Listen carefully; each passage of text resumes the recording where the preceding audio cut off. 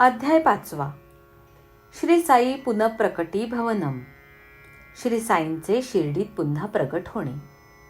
श्री गणेशाला नमस्कार असो, श्री सरस्वती देवीला नमस्कार असो, श्री गुरु महाराजांना नमस्कार असो, श्री कुलदेवतेला नमस्कार असो, श्री सीता व श्री रामचंद्र यांना नमस्कार असो, श्री सद्गुरू साईनाथांना नमस्कार असो.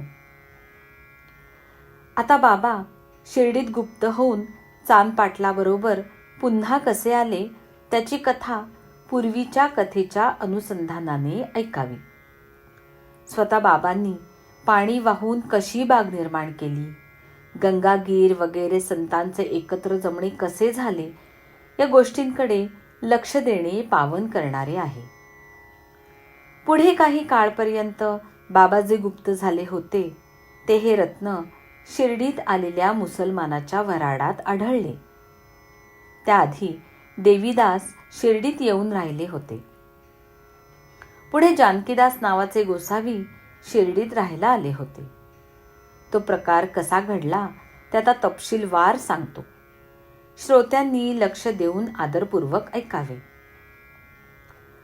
औरंगाबाद जिल्ह्यातील धूपखेडे गावातील भाग्यवान मुसलमान ज्याचे नाव चांद पाटील होते, तो औरंगाबादेचा प्रवास करीत असताना त्याची एक घोडी हरवली आणि 2 महिने तिचा तपास लागला नाही. आता ती कशाची सापडते म्हणून पाटील पूर्ण निराश झाले.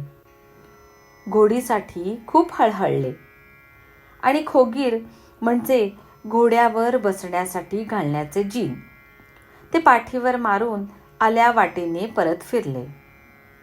औरंगाबाद मागे टाकले. 4.5 कोस म्हणजे 9 मैल किंवा सुमारे 14 किलोमीटर पुढे आले. मार्गात आंब्याचे झाड लागले व त्याखाली हे रत्न दिसले. त्याच्या डोक्यावर टोपी, अंगात कफनी व बगलेत चटका होता. त्याने तंबाखू चुरून चिलीम तयार केली. तोच त्या ठिकाणी आश्चर्याची गोष्ट घडली. चांद पाटील रस्त्याने जात असताना त्याने त्या फकीराला हाक मारताना ऐकले. फकीर म्हणाला, "ये रे, जरा सावलीत बैस आणि चिलीम पिऊन मग पुढे जा." फकीराने आणखी विचारले की हे खोगीर कशासाठी? तर पाटलाने सांगितले की घोडे हरवले. तेव्हा फकीर म्हणाला, "जा, त्या नाल्यात शोध." त्याप्रमाणे शोधताच घोडे लगेच सापडले. चांद पाटील आश्चर्यचकित झाला आणि म्हणू लागला, "अवलिया भेटला, याच्या करणीला पार नाही. याला माणूस म्हणावे तरी कसे?" पुढे तो पाटील घोडी घेऊन परतला आणि पूर्वीच्या जागी आला. फकीराने त्याला जवळ बसविले. आपल्या हाताने चिमटा उचलला. तेथेच मातीत खुपसला. आतून जळजळता निखारा काढला आणि हातातील चिलमीवर ठेवला. मग छापी म्हणजे चिलमीला गुंडाळलेले फडकी ते भिजवण्यासाठी सटका उचलून घेतला. जवळपास पाणी नाही म्हणून जमिनीवर तो आपटला तर लगेच पाणी निघायला लागले. छापी भिजवून पिळली आणि चिलमीच्या भोवती गुंडाळली. स्वतः चिलीम प्यायला आणि पाटलालाही पाजली. हा चमत्कार पाहून पाटलाची मतीच गुंग झाली. त्याने फकीराला आपल्या घरी येऊन ते पावन करण्यास आग्रह केला आणि स्वेच्छेने देह धारण करणाऱ्या त्या बाबांनीही त्या पाटलावर अनुग्रह केला. ते दुसऱ्या दिवशी गावात गेले. पाटलाच्या घरी उतरले. काही काळ तेथेच राहिले आणि मग ते परत शिर्डीला आले. चांद पाटील हा धूपखेड्याचा ग्रामाधिकारी होता. त्याच्या बायकोच्या भाच्यासाठी नवरी मिळून शिर्डीत विवाह संबंध जुळला. चांदभाईच्या कुटुंबाचा भाचा लग्नायोग्य झाला होता. त्याला शिर्डीच्या वधूचा शरीर संबंधाचा सुयोग घडला. वऱ्हाड बरोबर गाड्या घोडी घेऊन शिर्डीस यायला निघाले आणि बाबा देखील त्या चांदबाईच्या ओढीने त्या वऱ्हाडात सामील झाले. लग्न झाले, वऱ्हाड परतले. बाबा एकटेच मागे राहिले आणि राहिले ते राहून गेले आणि शिर्डीचे भाग्य उदयास आले. साईबाबा हे अविनाशी व पुरातन आहेत. ते हिंदूही नाहीत व मुसलमानही नाहीत. ते जात पात कुळ गोत म्हणजे गोत्र यांशिवायचे आहेत व आत्मज्ञान हेच त्यांचे स्वरूप आहे. लोक जे साई साई म्हणतात ते काय त्यांचे ठेवलेले नाव होते? या साई म्हणून बहुमानाने त्यांना हाक मारली गेली, तेच हे नाव होय. आरंभी वऱ्हाडाबरोबर खंडोबाच्या देवळापाशी म्हाळसापतीच्या अंगणात बाबा उतरल्या दिवशी हे नाव त्यांना पडले. सुरुवातीला हे भगताचे अंगण होते. पुढे ते अमीनभाईचे झाले. लग्नाचे जे वऱ्हाड आले ते येथेच वडाच्या झाडाखाली उतरले. खंडोबाच्या पटांगणात सर्व गाड्या सुटल्या आणि बाबा देखील तेथे सर्वांबरोबर उतरले. हे बालफकीर गाडीतून खाली उतरलेले प्रथम भगताच्या दृष्टीस पडले.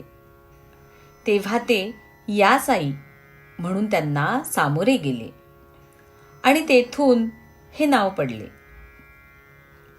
पुढे मग तेव्हापासून लोक त्यांना साई साई असे हाक मारू लागले आणि तेच नाव रूढ झाले. नंतर बाबा तेथे चिलीम प्यायले, मशिदीत राहायला गेले, देवीदासांच्या सहवासात रमले आणि शिर्डीत सुखावले. बाबांची बैठक कधी चावडीत तर कधी देवीदासांच्या संगतीत तर कधी मारुतीच्या देवळात असे आणि लहर येईल तेथे ते रमून जात असत. देवीदास हे शिर्डी गावात बाबांच्या आधी आलेले होते. पुढे जानकीदास नावाचे महानुभावी विद्या व बुद्धी यांनी श्रेष्ठ असे गोसावी शिर्डीत आले. त्या जानकीदासांबरोबर साई महाराज बोलत बसत असत. उभयतांचे एकमेकांवर मोठे प्रेम होते आणि त्यांची बैठक नित्य नेमाची असायची. त्यांचा हा असा समागम सगळ्यांनाच अत्यंत सुखदायक झाला होता. तसेच गंगागीर नावाचे पुणतांब्याचे एक गृहस्थाश्रमी थोर वैष्णव यांचे वरच्यावर शिर्डीत येणे होत असे. सुरुवातीला दोन्ही हातात मातीच्या घागरी घेऊन विहिरीवरून साईबाबांना पाणी वाहताना पाहून या गंगागीरांना मोठे आश्चर्य वाटे. परंतु पुढे साईबाबांशी अशी समोरासमोर भेट होताच ते अगदी स्पष्टपणे म्हणाले, धन्य शिर्डीचे भाग्य की असले श्रेष्ठ रत्न तिने मिळवले. आज हा खांद्यावर पाणी वाहतो, परंतु ही मूर्ती सामान्य नाही. या भूमीचे काही पुण्य होते म्हणूनच ही मूर्ती येथे येऊन पोहोचली. असो, आनंदनाथ नावाचे विख्यात असलेल्या एका संतांचेही हे अद्भुत कर्तृत्व करतील असे भाकीत होते. या महाप्रसिद्ध आनंदनाथांचा येवले गावी मठ होता. ते काही शिर्डीकरांबरोबर एकदा शिर्डीस आले. अक्कलकोट महापुरुष यांचे आनंदनाथ शिष्य होते. साईबाबांना समक्ष पाहून ते म्हणाले, अहो, हा प्रत्यक्ष हिरा आहे, हिरा. आज जरी हा उकिरड्यावर पडला आहे तरी हा हिरा आहे, गारगोटी नव्हे. आनंदनाथांचे हे उद्गार निघाले तेव्हा बाबांचे पोरवय होते. आनंदनाथ आणखी म्हणाले, माझे हे बोल ध्यानात ठेवा, पुढे तुम्हाला आठवण येईल. असे पुढचे भविष्य सांगून मग आनंदनाथ येवल्यास परत गेले. हे साई तरुण वयात डोक्याचे केस सबंध राखीत असत. डोके कधीच मुंडवीत नसत आणि एखाद्या पैलवानासारखा पेहराव करीत असत. बाबा जेव्हा राहत्याला जात तेव्हा झेंडू, जाई, जुई वगैरेंची रोपे आणीत आणि आपल्या हातांनी उजाड जागेत लावीत आणि नियमितपणे पाणीही घालीत असत. त्यांचे भक्त वामन तात्या त्यासाठी मातीचे कच्चे 2 घडे दररोज पुरवीत आणि बाबा आपल्या हातांनी पाणी शिंपीत असत. विहिरीवरील कुंडीमधून पाणी खांद्यावर वाहून आणीत आणि संध्याकाळ होताच ते निंबाच्या झाडाखाली नेऊन ठेवीत असत. तेथे ठेवण्याचा अवकाश की ते घडे जागच्या जागी फुटून जात आणि वामन तात्या दुसऱ्या दिवशी प्रातःकाळी बाबांना नवे घडे आणून पुन्हा देत. खरे म्हणजे भाजलेला घडा टिकाऊ व चांगला, परंतु बाबांना कच्चा कोरा कुंभाराच्या भट्टीत घालण्याच्या श्रमाशिवायचा घडा लागे. घड्याचा विक्रा म्हणजे विकण्याची क्रिया ते आधीच घडवून आणीत. 3 वर्षे हाच उद्योग करून बाबांनी उघड्या जागेत बगीचा उठविला आणि त्याच जागी आज हा सुयोग येऊन वाड्याचा उपभोग लोक घेत आहेत. येथेच निंबवृक्षाखाली एका भाई नावाच्या भक्ताने पूजा करण्याची इच्छा असणाऱ्या साधकांकरिता अक्कलकोटच्या स्वामींच्या पादुका स्थापल्या. भाईंचे उपास्य दैवत अक्कलकोटचे स्वामी समर्थ होते आणि त्यांच्या छबीचे पूजन ते निष्ठेने व नित्यनेमाने करीत असत. एकदा त्यांना वाटले की आपण अक्कलकोटी जावे, पादुकांचे दर्शन घ्यावे आणि मनोभावाने पूजा उपचार समर्पावेत. मुंबईहून निघायची सर्व तयारी केली. उद्या निघणार तो त्यांचा बेत तसाच राहून गेला आणि त्यांनी शिर्डीची वाट धरली. उद्या जाणार तो आज स्वप्नात स्वामी समर्थांची आज्ञा झाली की सध्या माझा निवास शिर्डीत आहे, तर तू तेथे जा. अशी ती आज्ञा शिरसावंदून मुंबईहून भाई निघाले आणि शिर्डीत 6 महिने राहून आनंद संपन्न झाले. भाई अत्यंत निष्ठावंत होते. त्या दृष्टांताची आठवण राहावी म्हणून तेथे निंबवृक्षाखाली त्यांनी स्वामींच्या पादुका स्थापिल्या.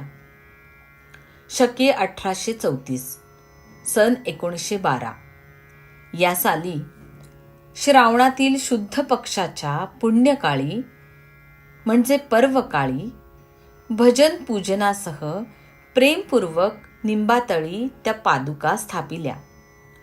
चांगला मुहूर्त पाहून दादा केळकरांच्या हस्ते पादुकांची स्थापना करविली. मग उपासनींनी स्वतः सर्व शास्त्रोक्त विधिविधान केले. पुढील व्यवस्था भाईंनी याप्रमाणे सोपविली. दीक्षित नावाच्या ब्राह्मणाने पूजा करायची आणि सगुण नावाच्या भक्ताने इतर व्यवस्था पाहायची, असे हे पादुकांचे आख्यान आहे. प्रत्यक्ष ईश्वराचे अवतार असलेले हे संत स्वतः निर्विकार असून असेच जगताचा उद्धार व कल्याण करण्यासाठी पृथ्वीवर जन्म घेतात. पुढे काही दिवस गेल्यावर एक आश्चर्यकारक गोष्ट घडली. ती श्रोत्यांनी ऐकली म्हणजे त्यांच्या मनाला मोठे नवल वाटेल. मोहिद्दीन नावाच्या एका तांबोळी म्हणजे खाण्याची पाने विकणारा याच्याबरोबर साईबाबांचा काही बेबनाव होऊन त्यांची कुस्ती जुंपली आणि एकमेकांची लढाई लागली. दोघेही पटाईत पहिलवान, परंतु नशिबापुढे जोर चालत नाही. मोहिद्दीन बलाढ्य होऊन सामर्थ्य कमी झालेले बाबा जिंकले गेले. तेव्हापासून मग निश्चय करून बाबांनी आपला सर्व पोशाखच बदलला. अंगावर कफनी ओढली, लंगोट लावला आणि डोक्याला फडका गुंडाळला. गोणपाटाचे बसण्यासाठी आसन केले, त्याचेच हंतरुण केले आणि फाटके तुटके नेसून त्यातच समाधान मानू लागले. ते म्हणत, गरिबी म्हणजेच खरी बादशाही आहे. श्रीमंतीपेक्षा लाख पटींनी ती श्रेष्ठ आहे. गरिबांचा अल्ला भाई असतो. गंगागिरांचीही अशी स्थिती होती. त्यांना पहिलवानीची फार आवड होती. एकदा कुस्ती खेळत असताना त्यांना वैराग्य आले. योग्य वेळेची घटका आली आणि एका सिद्ध पुरुषाची वाणी बोलली, देवाबरोबरच खेळ करून शरीर जिजविले पाहिजे. कुस्ती खेळता खेळता गंगागिरांच्या कानावर हे अनुग्रह रूप शब्द पडले आणि संसारावर पाणी सोडून ते परमार्थ भजनाला लागले. पुणतांब्यांच्या जवळ नदीच्या 2 प्रवाहामधील बेटावर बुवांचा मठ आहे आणि सेवेसाठी शिष्यही आहेत. असो, पुढे साईनाथ फक्त विचारलेल्यांचेच उत्तर देत आणि स्वतः आपण कोणाबरोबर कधीही बोलत नसत. दिवसा त्यांची बैठक कधी निंबाखाली असे तर कधी गावाच्या सीमेवरच्या ओढ्याजवळील बाभळीच्या आडव्या फांदीच्या सावलीत ते बसत असत. कधी तेथून 1 मैलावरील निमगावाच्या परिसरात दुपारी तिपारी मनास येईल तसे ते हिंडत असत. निमगावाची जहागीरदारी प्रसिद्ध त्रिंबक डेंगळ्यांच्या घराण्याकडे होती. त्यातील बाबासाहेब डेंगळ्यांवर बाबांचे भारी प्रेम होते. निमगावाच्या फेरीवर गेले की बाबा त्यांच्या घरी जात आणि दिवसभर अतिप्रेमाने त्यांच्याबरोबर बोलत असत. त्यांना नानासाहेब नावाचा एक लहान भाऊ होता. त्याला मूलबाळ नव्हते म्हणून तो मनाने दुःखी होता. पहिल्या बायकोस योग लवकर येईना म्हणून दुसरे लग्न केले, पण तरीही ऋणानुबंध चुकेना. खरोखरच नशिबाचे नियम समजण्यास कठीण असतात. पुढे बाबासाहेबांनी नानासाहेबांना साईबाबांच्या दर्शनाला पाठविले आणि त्यांना आशीर्वाद लाभून पुत्रप्रसाद प्राप्त झाला. नंतर साईबाबांचा महिमा वाढत जाऊन त्यांच्या दर्शनाला जनसमुदाय लोटू लागला. ही बातमी अहमदनगरला जाऊन पोहोचली. तेथे सरकार दरबारी नानासाहेबांचे बरेच येणे जाणे होते. तेथे जिल्ह्याच्या कचेरीत चिदंबर केशव गाडगीळ नावाचे चिटणीस होते. त्यांना नानासाहेबांनी पत्र धाडले की साई समर्थांचे दर्शन घेण्यासारखे आहे. तुम्ही आपली मुले बाळे व इष्टमित्र घेऊन दर्शनाला यावे.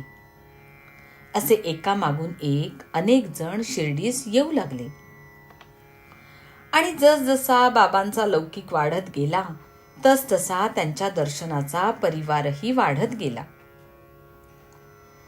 साईबाबांना जरी कोणाची सोबत लागत नव्हती तरी दिवसा ते भक्त मंडळींनी वेढलेले असत आणि सूर्यास्त झाल्यावर शिर्डी गावातील पडक्या मशिदीत ते निजत असत. त्यांच्या अंगात पायघोळ कफनी व डोक्याला एक पांढरा फडका असे आणि जवळ सदा सर्वदा चिलीम, टंबरेल व सटका आणि तंबाखू असे. ते धुवून स्वच्छ केलेले पांढरे वस्त्र डाव्या कानामागे जटाजुटेप्रमाणे गुंडाळीत असत. असे हे त्यांचे कपड्यांनी शरीर झाकणे असे. 8-8 दिवस त्यांची अंघोळ नसे, पायात जोडा किंवा चप्पल नसे आणि तरटाचे आसन असे. पोत्याच्या एका तुकड्यावरच त्यांची नित्य बैठक असे. टेकायला तक्क्या कसा तो त्यांना ठाऊक नव्हता. त्यांना समाधान कशानेही मिळत असे. हे जुने तरटच त्यांची आवडती बैठक होती आणि त्या ठिकाणी ते निश्चयपूर्वक सदा सर्वदा दिवसभर बसलेले असत. अशा प्रकारे बसायला किंवा हंतरायला तेच तरट व कमरेला नेसायला फक्त एक लंगोटी होती. दुसरे वस्त्र पांघरणे नव्हते. थंडीपासून रक्षण करण्यासाठी फक्त एक धुनीच तेवढी होती. गोण्याच्या आसनावर बसलेले बाबा दक्षिण दिशेकडे तोंड करून डावा हात कठड्यावर ठेवून समोर धुनीकडे पाहत मशिदीत बसलेले असत. जणू काय अहंकार व वासनांसहित नाना प्रकारच्या मनोव्यापारांची म्हणजे राग, द्वेष, सुखदुःख, भयभीती यांची आहुती तसेच सकल प्रपंच प्रवृत्तीचे हवन धुनीमध्ये नाना प्रकारच्या युक्त्यांनी ते करीत असत. अशा त्या अतिशय उष्ण कुंडाला बाबांनी ज्ञानाच्या अभिमानाचा ओंडा म्हणजे लाकडाचा ठोकळा लावला. त्यांच्या तोंडी सदैव अल्ला मालिक असे आणि ते सदा त्याचे गुणगान गात असत. मशीद तरी ती केवढी 2 खण ती जागा. त्यातच बाबा बसत उठत आणि सर्वांना भेटही देत असत. गादी तक्क्या तो आता आला आणि भोवती भक्त समुदायही आत्ता गोळा झाला. सुरुवातीला त्यांच्याजवळ जायला सगळ्यांना निर्भयता वाटत नव्हती. सन 1912 पासून हा सारा नवा प्रकार सुरू झाला आणि मशिदीच्या अवस्थेतही खरा बदल होण्यास सुरुवात झाली. मशिदीच्या जमिनीत गुडघ्या एवढे खड्डे होते. तेथे भक्तांच्या भावापायी एका रात्रीत फरशी झाली. मशिदीत राहण्यास येण्याआधी बाबा तकियात राहत असत आणि तेथेच बऱ्याच काळपर्यंत ते रमले होते. तेथेच पायात घुंगरू बांधून खंजिरीच्या तालावर बाबा अति सुंदर नाचत असत आणि प्रेमाने गोड गातही असत. आरंभी साई समर्थांना दिवे लावण्याचा उत्सव किंवा रोषणाई करण्याची मोठी हौस असे. त्यासाठी ते स्वतः दुकानदारांकडे तेल मागायला जात असत. टमरेल हातात घेऊन वाण्या तेलांच्या दुकानातून स्वतः तेलाची भिक्षा मागत. ते तेल आणून पणत्यात भरीत असत आणि मशिदीत व देवळात झगझगीत पणत्या पेटवीत असत. असे काही दिवसपर्यंत सतत चालले. दिव्यांची पूजा करण्याची बाबांना फार आवड. दिवाळीची रोषणाई देखील ते करीत. चिंध्या काढून वाती वळीत आणि मशिदीत दिवे पेटवीत. रोज ते तेल फुकट आणीत. परंतु एकदा वाण्यांच्या मनात कपट आले आणि सर्वांनी मिळून कट केला की आता ही कटकट पुरे. मग दररोजच्या नियमाप्रमाणे बाबा तेल मागण्यास गेले असता सर्वांनी नाही म्हटले. तेव्हा काय मोठे आश्चर्य घडले. बाबा न बोलता परत गेले आणि पणत्यात सुकेच काकडे ठेवले. तेल नसता आता ते काय करतात याची मौज वाणी पाहू लागले. बाबांनी मशिदीच्या चौथऱ्यावरील टमरेल उचलून घेतले. त्यात थोडेसे तेल होते. मोठ्या कष्टाने सांजवात पेटवली जाईल त्या तेलात पाणी घातले आणि ते स्वतः पिऊन टाकले. अशा प्रकारे ते ब्रह्मार्पण करून त्यांनी निव्वळ पाणी घेतले. मग ते पणत्यात ओतून सुके काकडे पूर्णपणे भिजवून त्यांना काड्या ओढून लावल्या आणि दिवे पेटवून दाखविले. असे ते पाणी पेटलेले पाहून वाण्यांनी तोंडात बोटे घातली आणि मनात म्हणू लागले की आपण बाबांशी खोटे बोललो. हे फार वाईट केले. अगदी थोडेसेही तेल नसताना सर्व रात्रभर पणत्या जळल्या. सर्व लोक म्हणू लागले की वाणी बाबांच्या दयेच्या लायकीचे नाहीत. वाण्यांना पश्चाताप होऊ लागला. केवढे हे बाबांचे सामर्थ्य. आपण मात्र खोटे बोलून पाप जोडले आणि बाबांना व्यर्थ संताप दिला. बाबांच्या तर हे ध्यानी मनी नव्हते. लोकांप्रित्यर्थ त्यांचे राग किंवा द्वेष धरणे नव्हते. त्यांना कोणी शत्रू किंवा मित्र नव्हता. सर्व प्राणी त्यांना सारखे होते. असो, आता पूर्वानुसंधानाने मोहिद्दीन कुस्तीत यशस्वी झाल्यानंतरच्या चरित्राचा महिमा लक्ष देऊ नये का? कुस्तीनंतर 5व्या वर्षी अहमदनगरचा राहणारा एक फकीर ज्याचे नाव जव्हार अली होते. तो शिष्यांसह राहत्याला राहण्यासाठी आला. एक उघडी मोकळी जागा पाहून वीरभद्राच्या देवळाजवळ त्या फकीराने तळ दिला. हा फकीर खरोखर भाग्यवान होता. जर तो तसा नसता तर सर्वत्र प्रसिद्धी पावलेला साईसारखा मौजेचा शिष्य त्याला कसा लाभला असता. गावात बरेच लोक होते. त्यात कित्येक मराठे होते. त्यातील एक भगू सदाफळ नावाचा माणूस त्याचा सेवक झाला. फकीर मोठा पढीक होता. कुराण शरीफ हातात असलेल्या आवळ्याप्रमाणे त्याला स्पष्ट होते. स्वार्थी, परमार्थी व भाविक असे अनेक लोक त्याच्या चरणी लागले. फकीराने तेथे ईदगाह म्हणजे नमाज पढण्याची जागा बांधण्यास सुरुवात केली. काही दिवसांनंतर त्याच्यावर वीरभद्र बाटविल्याचा आरोप आला आणि ईदगाह बांधणे बंद पडले. गावकऱ्यांनी फकीराला गावाबाहेर घालविले. मग तो शिर्डीस आला आणि बाबांजवळ मशिदीत राहिला. फकीर मोठा गोड बोलणारा होता. गाव त्याच्या भजनी लागला. बाबांना देखील त्याने काही करणी करून मोहिनी घातली असे लोक म्हणू लागले. तो बाबांना म्हणाला, तू माझा चेला हो. बाबांचा स्वभाव भारी विनोदी. त्यांनी हो म्हटल्यावर त्याला फार आनंद झाला आणि बाबांना बरोबर घेऊन तो निघाला. बाबांसारखा खंबीर शिष्य व जव्हार अली त्याचे गुरु झाले. दोघांचा राहत्यात राहण्याचा विचार झाला. गुरुला शिष्याच्या कळेची कल्पना नव्हती. शिष्याला गुरुच्या अवकळेची कल्पना होती. परंतु शिष्याने त्यांचा केव्हाही उपमर्द केला नाही आणि आपला शिष्य धर्म पाळला. गुरुमुखातून जे जे वचन बाहेर आले त्याची योग्यता किंवा अयोग्यता पाहिली नाही आणि ते वरच्यावर झेलले. गुरुच्या घरी पाणी देखील वाहिले. अशा प्रकारे बाबांची गुरुसेवा चालली. शिर्डीत केव्हा तरीच ते येत असत. असे जेव्हा वारंवार होऊ लागले तेव्हा मग काय घडले पहा. पुढे बाबा राहत्यासच राहू लागले. फकीराच्या फारच नादी लागले आणि बाबा आता शिर्डीला अंतरले असे सर्वांना वाटले. गावकऱ्यांची कल्पना झाली की जव्हार अली आपल्या योग सामर्थ्याने साईबाबांना बांधून ठेवीत आहे.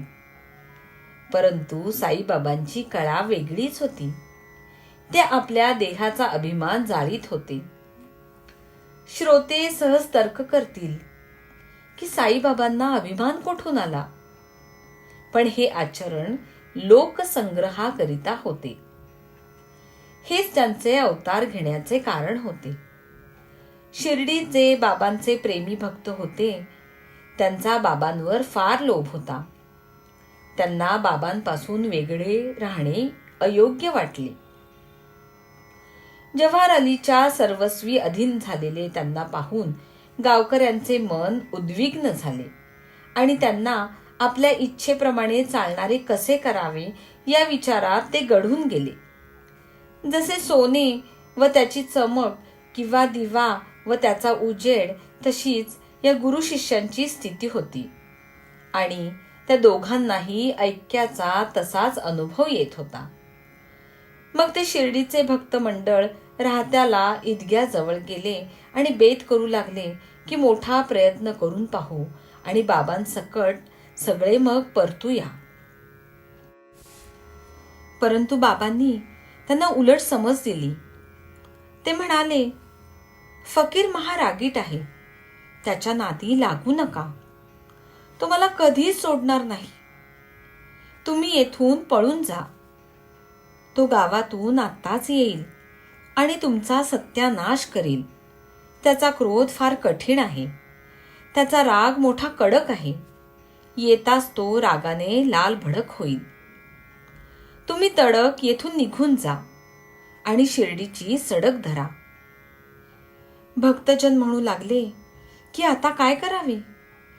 बाबा तर अशी उलटी गोष्ट सांगतात. इतक्यात अचानक तो फकीर आला आणि विचारता झाला, पोरासाठी आलात काय? गोष्टी कसल्या करीत होता? त्याला शिर्डीला माघारी नेण्याच्या कष्टात पडू नका. असे जरी तो आधी बोलला तरी गावकऱ्यांच्या पुढे तोही कचरला आणि म्हणाला, चला मुलाला शिर्डीला नेऊया, बरोबर मलाही घेऊन चला. अशा प्रकारे तो फकीर सर्वांबरोबर पुन्हा शिर्डीला आला. त्याला बाबांना सोडवेना आणि बाबांनाही त्याच्यापासून दूर राहावेना. तेव्हा हे कसे काय शक्य होईल ते कळत नव्हते. साई परब्रह्माचा पुतळा तर जव्हार अली भ्रमाचा भोपळा. देवीदासाने तो कसाच लावला आणि शिर्डीत जव्हार अलीचा भोपळा फुटला. देवीदासाचा बांधा सुंदर, डोळे सतेज व रूप मनोहर होते. 10-11 वर्षांचा असताना तो प्रथम शिर्डीत आला होता. असा तो लहान वयाचा व कमरेला फक्त एक लंगोटी नेसलेला तीर्थवासी मारुतीच्या देवळात उतरला होता. आप्पा भिल्ल व म्हाळसापती त्याच्याकडे जात येत असत. काशीराम शिंपी वगैरे त्याला शिधा देत असत. अशा प्रकारे त्याचे महत्त्व वाढले. लग्नाच्या वऱ्हाडाबरोबर बाबा आले. त्याच्या आधी 12 वर्षे देवीदास शिर्डीत येऊन प्रथम वस्ती करते झाले. आप्पा भिल्लाला ते पाटीवर शिकवीत असत. व्यंकटेश स्तोत्र पढवून सर्वांकडून तोंडपाठ म्हणवून घेत असत आणि नित्य नियमाने अभ्यास चालवित असत. हे देवीदास मोठे ज्ञानी पुरुष होते.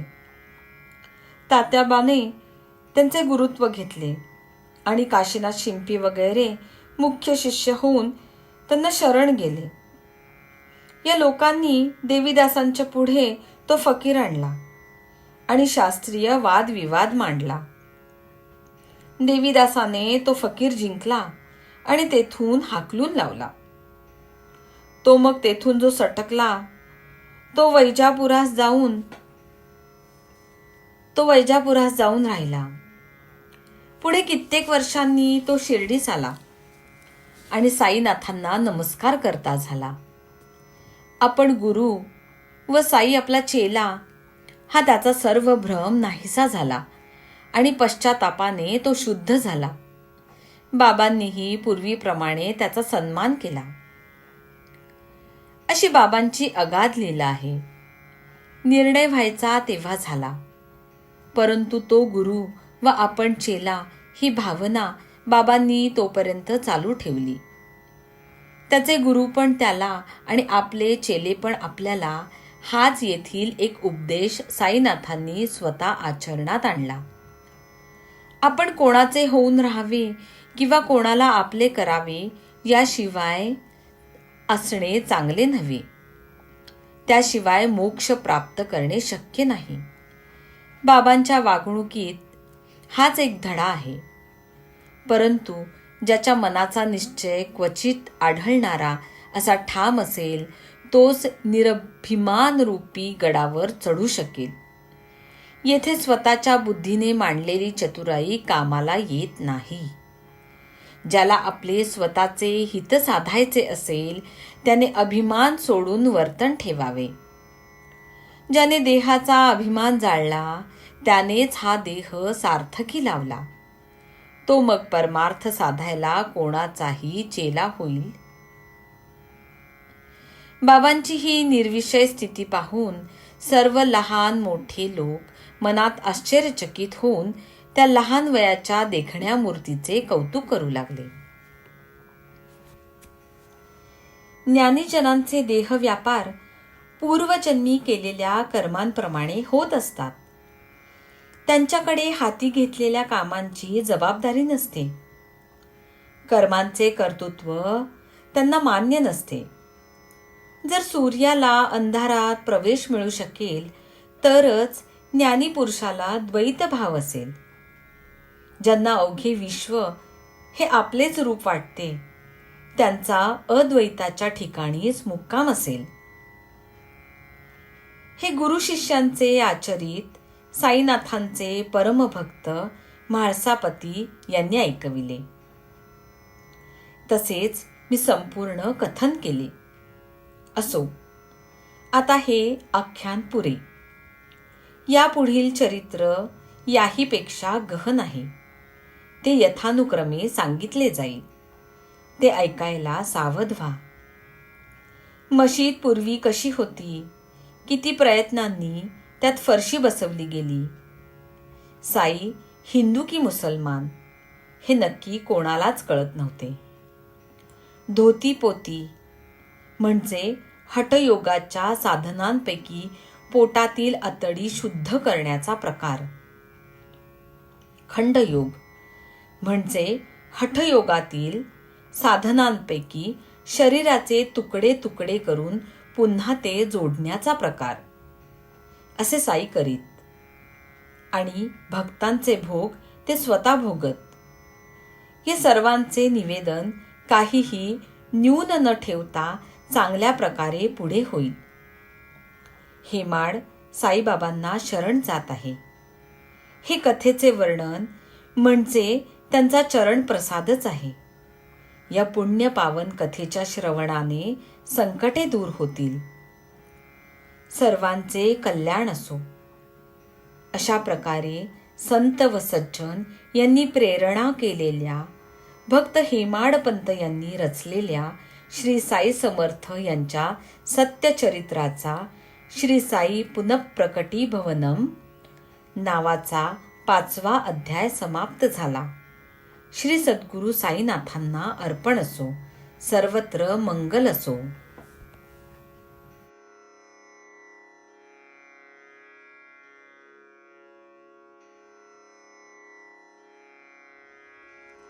शिर्डी सजाचे लागतील पाय, टळती अपाय सर्व त्याचे. माझ्या समाधीची पायरी चढेल, दुःख हे हरेल सर्व त्याचे. जरी हे शरीर गेलो मी टाकून, तरी मी धावेन भक्तांसाठी. नवसास माझी पावेल समाधी, धरा दृढ बुद्धी माझ्या ठाई.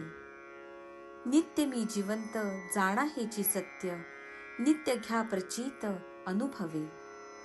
शरण मज आला आणि वाया गेला, दाखवा दाखवा ऐसा कोणी. जो जो मज भजे जैसा जैसा भावे, तैसा तैसा पावे मीही त्यासी. तुमचा मी भार वाहीन सर्वथा, नव्हे हे अन्यथा वचन माझे. जाणा येथे आहे सहाय्य सर्वांस, मागे जे जे त्यास ते ते लाभे. माझा जो जाहला काया वाचा मनी, तयाचा मी ऋणी सर्व काळ.